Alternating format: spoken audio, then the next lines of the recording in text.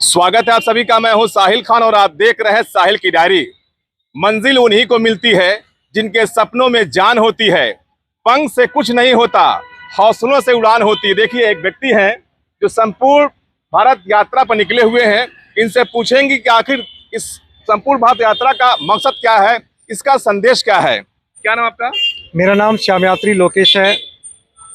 मैं राजस्थान में झुंझुनू जिले के दुलानिया ग्राम का रहने वाला हूं और बाबा श्याम की ये पावनमयी यात्रा मैं कर रहा हूं और पूरे भारत में जितने भी श्याम बाबा के मंदिर हैं उन मंदिरों की एक तरीके से परिक्रमा कर रहा हूं और वहाँ जा कर के जनमानस को एक संदेश देता हूं, श्याम प्रेमियों से मिलता हूं और सनातन धर्म की यात्राओं के लिए एक प्रोजेक्ट बना रहा हूं। उस प्रोजेक्ट के लिए उनके नंबर लेता हूं, वो तमाम जानकारियां अवगत करता हूं जो मुझे चाहिए। आपको दिखाना चाहेंगे, इनका पैर दिखा दीजिए। इनके पैर में ना चप्पल न जूता है, नंगे पैर ये चल रहे हैं। बहुत बड़ी बात है। तो हम यहाँ से गुजर रहे थे, हमने देखा तो हौसला अफजाई करने के लिए इनसे बात कर रहे हैं। इसका मेन मकसद क्या है इस यात्रा का? एक तो यात्रा का मेन उद्देश्य है कि आज जो सनातन धर्म के देवी देवता हैं वो बहुत ज़्यादा अपमानित हो रहे हैं। मुख्य रूप से यदि आप किसी भी बाज़ार का भ्रमण करेंगे तो वहाँ बाज़ार पर जितने भी उत्पाद हैं उनमें से अधिकांश उत्पादक जो हैं उनके ऊपर देखेंगे आप सनातन धर्म के देवी देवताओं के चित्र आप लोगों को देखने को मिलेंगे। उत्पाद तो घर में यूज़ कर लिया जाता है लेकिन उनका जो रेपर है वो डस्टबिन की ओर बढ़ रहा है। हमें उस चीज़ को पूर्णतः से रोकना है। उसी के लिए हम लोग एक मुहिम लेकर के आगे बढ़ रहे हैं। लोगों से क्या अपील करना चाहेंगे? लोगों से मैं अपील करना चाहूँगा कि जिस प्रकार से आप देखिए भैया, आप एक बार दिखाइए, यहाँ पीपल के पेड़ के नीचे जो देवी देवताओं के जो चित्र रखे हुए हैं, इन चित्रों को आप देखिए और समझिए। आप वास्तविक प्रणाली जो है, पारंपरिक प्रणाली जो है देवी देवताओं के विसर्जन की, आप किसी भी मंदिर में जाइए, किसी पुजारी से जानिए कि वो विसर्जन की पारंपरिक प्रणाली क्या है। आप घर में कोई उत्पाद लेकर के आते हैं, गलती से उसके ऊपर किसी देवता का चित्र आ गया है तो आप उस उत्पाद के उस रेपर को विसर्जन कीजिए, ना कि किसी डस्टबिन में डालिए। आप कोई डब्बा घी का लेकर के आते हैं, उस पर भगवान जी का चित्र लगा होता है, वो डब्बा आप बाथरूम में भी यूज़ कर रहे हैं, तो ऐसा करना आप इसका मतलब आप बहुत बड़ा पाप कर रहे हैं। आप जितनी ज़्यादा पूजा अर्चना कर रहे हैं उससे कई गुना ज़्यादा हम लोग आज के ज़माने में पाप कर रहे हैं। तो हमें इन चीज़ों को समझना होगा, जागरूक होना होगा। यही मेरी जनमानस से एक अपील है। इस पर सरकार को क्या करना चाहिए? सरकार का भी एक नैतिक दायित्व बनता है क्योंकि ये हमारा एक मौलिक कर्तव्य है और हम लोग अपने मौलिक कर्तव्य के आधार पर ही हम लोग सरकार से मांग कर रहे हैं। बार बार सरकार से गुहार लगाई जा रही है कि आप ऐसे उत्पादों पर पाबंदी लगाइए जिनके ऊपर भगवान के चित्र छपे हुए हैं।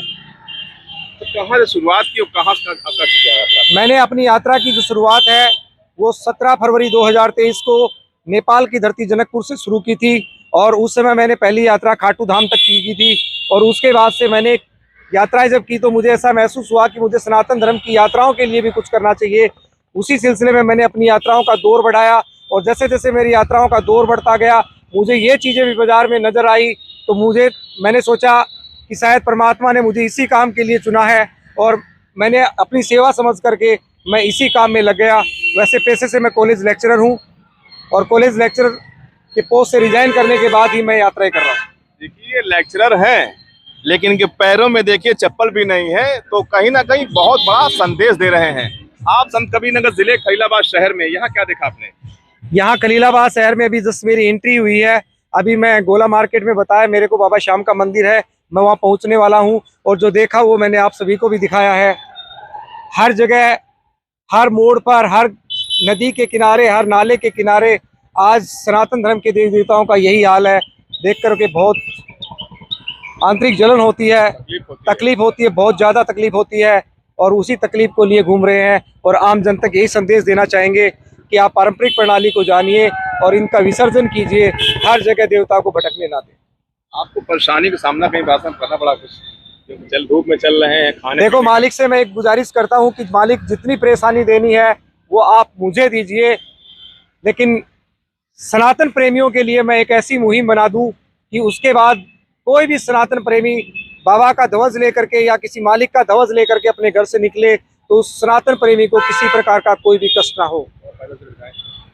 आप थोड़ा पैदल चल के दिखाइए साथ साथ में। तो यहाँ से खलीलाबाद शहर में आप आए और यहाँ से गुजर रहे थे तो हमने सोचा कि चलिए आपसे बात करते हैं, क्योंकि थोड़ा हौसला अफजाई करना भी ठीक है। आपके पैरों में ना चप्पल है ना जूता है, और पूरे देश का भ्रमण कर रहे हैं, संदेश दे रहे हैं। क्योंकि देवी देवताओं की जो तस्वीर होती है, जो बिक्री प्रोडक्ट होते हैं, इनका मानना है कि उस पर नहीं होना चाहिए।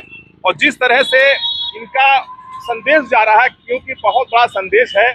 ऐसे हालात में चिलचिलाती धूप हो, नंगे पैर, और इस धूप में साइकिल से पूरे देश की यात्रा करना बहुत बड़ी बात है। तो हमारा भी कर्तव्य, हमारी जिम्मेदारी बनती है कि ऐसे लोगों की हौसला अफजाई करना।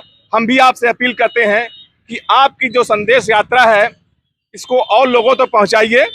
देखिए, आपने जो लगा रखा, सामने एक बोर्ड लगा रखा है, इस पर देखिए लिखा हुआ है संपूर्ण भारत श्याम दर्शन यात्रा, श्याम यात्री। और आपका एक यूट्यूब चैनल भी है, शायद श्याम यात्री लोकेश नाम से है। हाँ, श्याम यात्री लोकेश के नाम से ही है। जाएंगे। मैं लोगों से यही कहना चाहूँगा कि आप मेरे चैनल पे जाइए, आप देखिए वास्तविकता क्या है, हमें क्या करना चाहिए, क्या नहीं करना चाहिए। हम लोगों ने सब कुछ डाल रखा है कि विसर्जन की प्रणाली क्या है, हम लोग वो भी डालने वाले हैं। यानी जैसे जैसे मुझे समय मिलता जाता है, मैं सनातन धर्म से जितनी जुड़ी हुई सब बातें हैं, वो सभी बातें सभी प्रेमियों के साथ शेयर करता हूँ। जितने भी मंदिर हैं, उन सब के मंदिर के दर्शन भी मैं सभी को करवाता हूँ। चुनाव भी चल रहा है, लोगों से क्या कहना चाहेंगे, चुनाव पर संदेश क्या देना चाहेंगे? देखो, मैं किसी भी राजनीतिक मुद्दे पर मैं कोई बात करना, संदेश यही है कि वोट डालिए, मतदान आपका अधिकार है। आप कोई भी ऐसा व्यक्ति ना हो जो मत ना डाले। सभी से मेरी छोटी सी अपील है कि मतदान जरूर करें और देश के भविष्य का निर्धारण करें। बिल्कुल, बहुत बड़ी बात है। हम भी आपसे अपील करेंगे कि मतदान जरूर करें। और संत कबीरनगर जिले में, यहाँ के लोकसभा 62 में 25 मई मतदान कर चुका हूँ। जी, आप देखिए मतदान कर चुके हैं। तो संत कबीरनगर में 25 मई को मतदान होना है। आप भी अपने घरों से निकलकर अपने मतों का प्रयोग कीजिए, और हम शुभकामना देते हैं कि आप अपने यात्रा में सफल हों। साहिल खान, संत कबीरनगर, साहिल की डायरी।